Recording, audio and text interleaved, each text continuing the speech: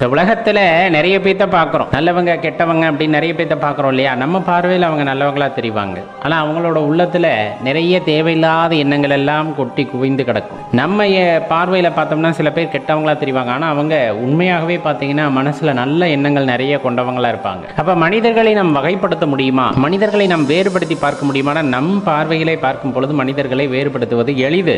ஆனால் உண்மையாகவே மனிதர்களை வேறுபடுத்த வேண்டும் என்று நினைத்தால் அது முடியாத காரியம். ஏன்னா அவங்களுக்கு தான் தெரியும் அவங்க செய்கின்ற விஷயம் எதற்காக அப்படின்னு. இன்னொன்று, இறைவனுக்கு தான் தெரியும் அது தர்மமா அதர்மமா நியாயமா என்ன அப்படிங்கிறது இறைவனுக்கு தான் வெளிச்சம். அப்போ ஒரு மனிதனை எடை போடுவது அப்படிங்கிறது தவறான விஷயம். ஒரு மனுஷனை பார்த்தமே எல்லாம் எடை போட முடியாது, பழகினாலும் எடை போட முடியாது. ஏன்னா அவன் மனசுக்குள்ள என்ன விஷயம் இருக்குன்னு நமக்கு தெரியாது இல்லையா? ஒரு பக்தனாக ஒரு அடியாராக நம்ம சிவபக்தி செலுத்துகின்றோம் அப்படிங்கும் போது அதில் ஏற்றத்தாழ்வுகள் எல்லாம் எதுவுமே கிடையாது. இதுதான் ரொம்ப பெருசு, இதுதான் ரொம்ப உயரிய பக்தி அப்படின்லாம் எதுவுமே கிடையாது. பக்தினாலே பக்தி, இறைவன் மீது பக்தி செலுத்துகிறோம், அன்பு செலுத்துகிறோம் அப்படின்னா அது அவ்வளோதான். அன்பு செலுத்துகிறோம் அப்படிங்கிறது தான் அதுக்கு ஒரே ஒரு பொருளே தவிர அதில் உயர்ந்தது அது ரொம்ப உயர்வான பக்திப்பா அவங்க வச்சுருக்கிறது அப்படின்லாம் கிடையாது. பக்திக்கு ஒரே இலக்கணம் தான், இறைவனை சரணடைதல் அப்படிங்கிறது.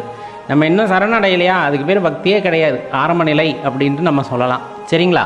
இப்போ இந்த பக்தி எல்லா மனிதர்களுக்குள்ளும் இருக்குமா? அந்த தெய்வ பேரியல்பு எல்லா மனிதர்களுக்குள்ளும் இருக்குமானா எல்லா ஜீவராசிகளுக்குள்ளும் இருக்கும். கொடூரமான சிங்கம் புலிகளிடமிருந்து மனிதர்கள் வரை எல்லா ஜீவராசிகளுக்குள்ளும் அந்த தெய்வத்தின் பேரியல்பு குடிகொண்டு இருக்கும். அந்த விஷயம் நமக்கு நடக்கும். அது உங்களுக்கு எப்படி சொல்கிறதுன்னு தெரியலை. எனக்கு ஒரு விஷயம் நடக்கணும் அப்படின்னு நான் மனசில் நினச்சிருக்கேன் அப்படின்னா அது பிரபஞ்சத்திடம் மீண்டும் மீண்டும் கேட்கும் பொழுது, அது உறுதியாக எனக்கு நடைபெற வேண்டும் என்று நினைக்கும் பொழுது பிரபஞ்சம் அதற்கான வழியை ஏற்படுத்தி தரும். அதே போல் இறைவனும் பார்த்திங்கன்னா அதற்கான சூழ்நிலை சந்தர்ப்பங்களை ஏற்படுத்தி தருவார். அந்த வகையிலே அக்காரியமானது நிறைவேறும். அப்போ என்ன தேவை அப்படின்னா மனதில் ஒரு உறுதிப்பாடு அப்படிங்கிறது தேவை. சிவபக்தியிலும் அப்படித்தான்.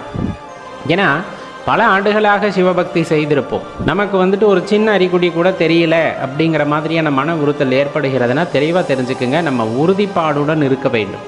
ஏன்னா எடுத்ததுமே எல்லாம் கை கூடி வரப்போவதில்லை. ஒரு பொருளை செய்வதற்கே கூட ஒரு குறிப்பிட்ட அளவு நேரம் தேவைப்படுகிறது.